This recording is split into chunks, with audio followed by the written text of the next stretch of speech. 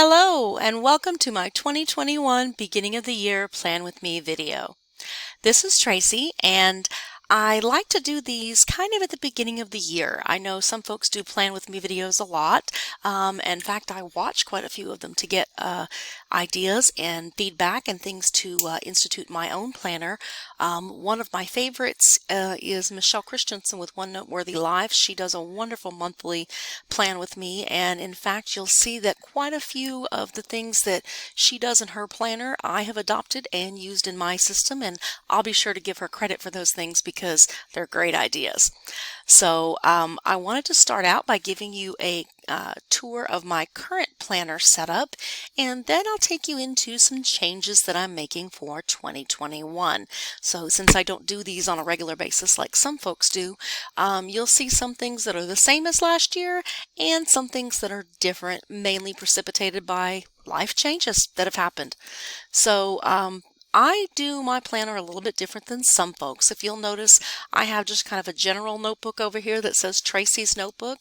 A lot of folks have a separate notebook in OneNote just for their bullet journal or planner. I kind of have a general personal notebook. In this notebook, as you'll see, I have planning. I also have my journal. I have household and health and personal things in here. It just works for me to do it this way, and if it's not broke, why fix it, right? So within this system, I do have a tab for planning, and that's where I keep my weekly planners. This is my current weekly planner for this week, and it's a hot mess. Normally it's not this cluttered, but this is the week between Christmas and New Year's, and I just have all sorts of crazy projects going on. So it's a hot mess, but it works for me, and that's what's important, right?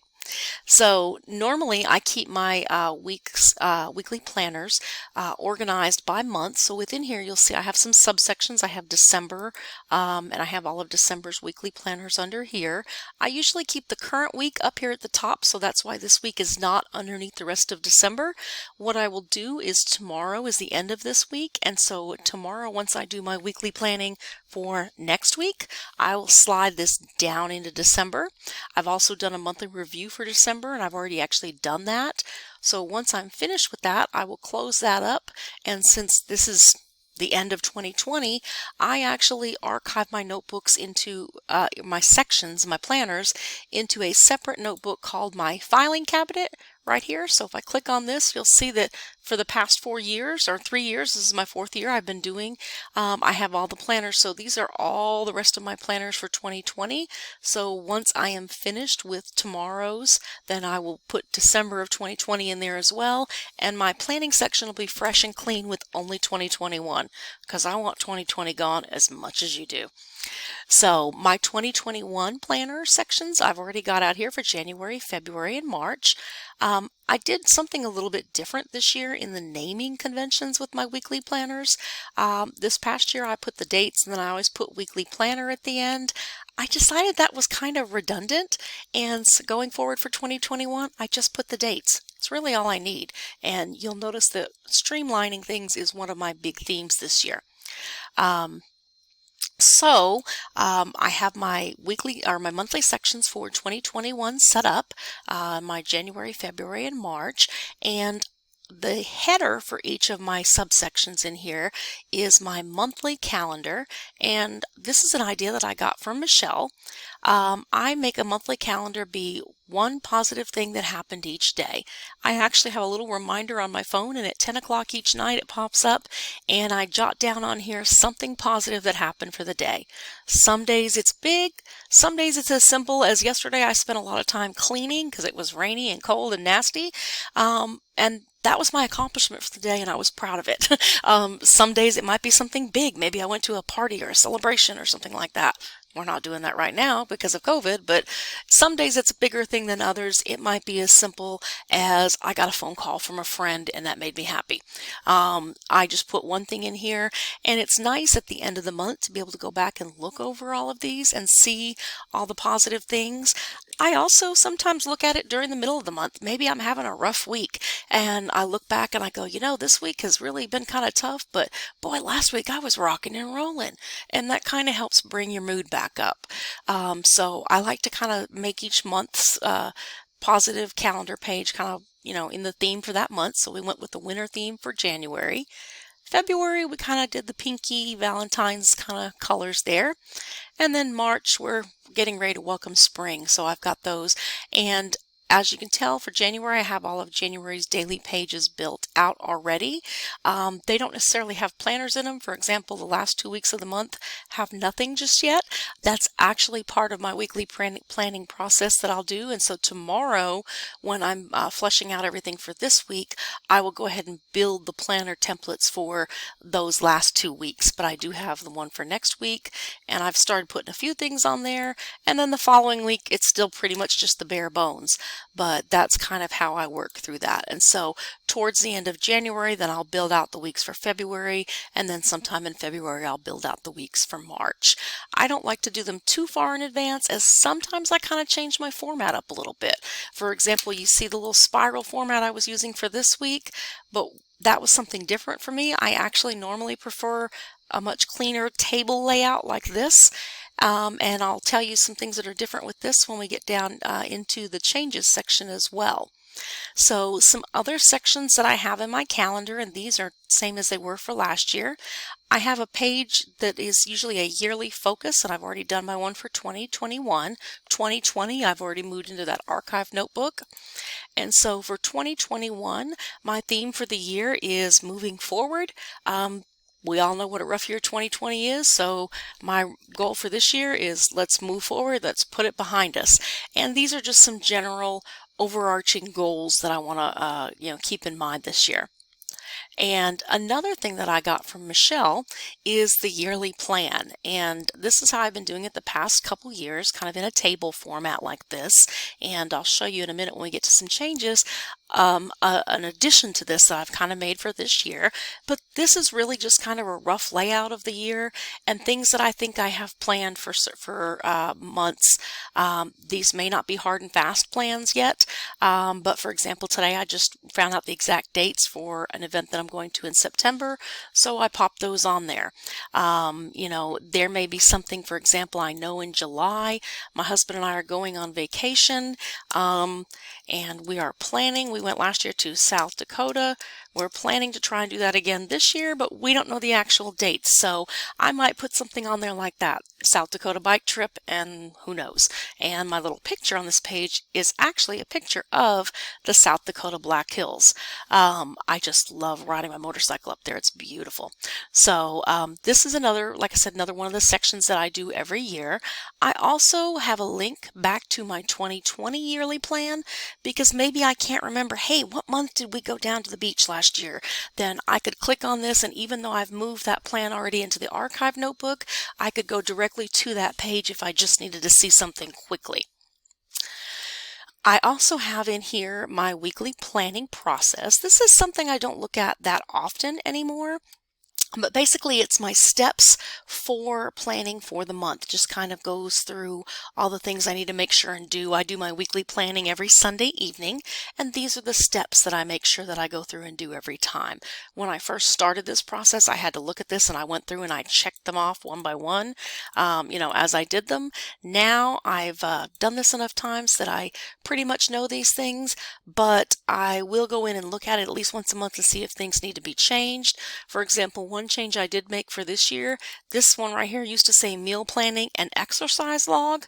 I used to keep my exercise log on my OneNote weekly journals, but I'm not doing that this year because I have gotten a Garmin Vivo Active watch, and that software actually tracks my exercise for me, so there's no need for me to do it in a second place. And so that is one update that I made recently that will help me going into 2021.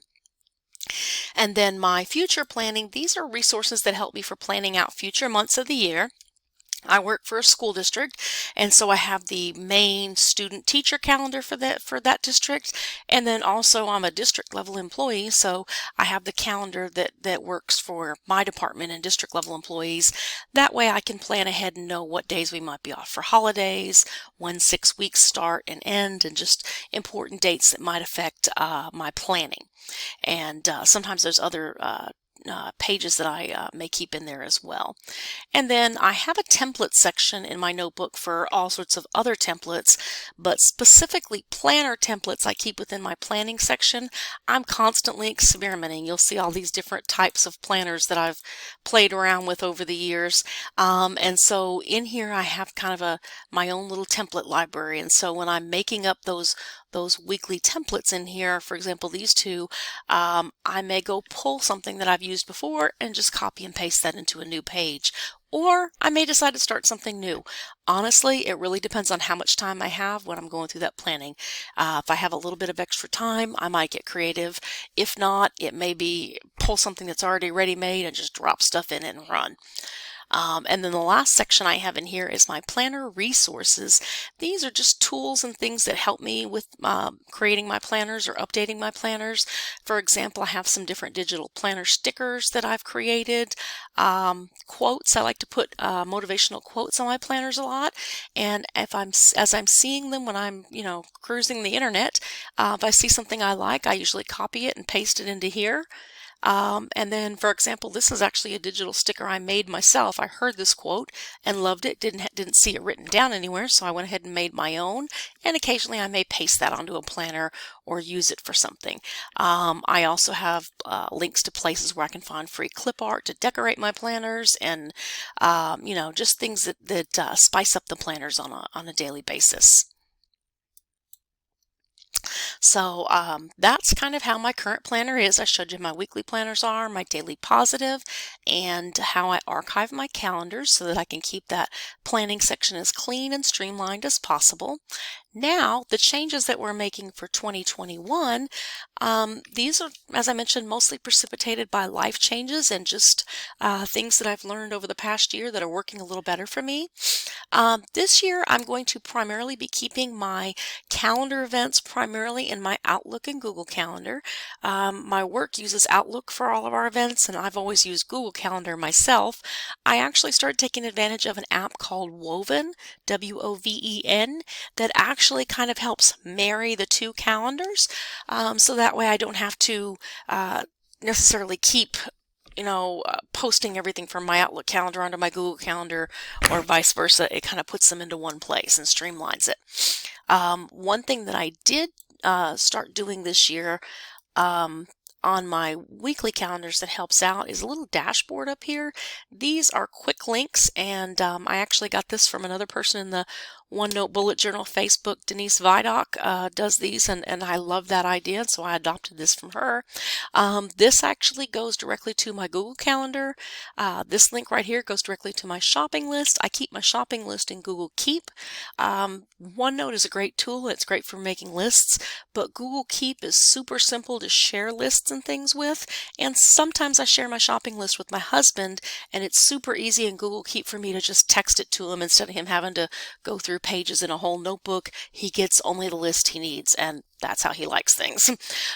This link automatically goes back to my daily positive. So, for example, if I click on that, it goes right back to my daily positive for January.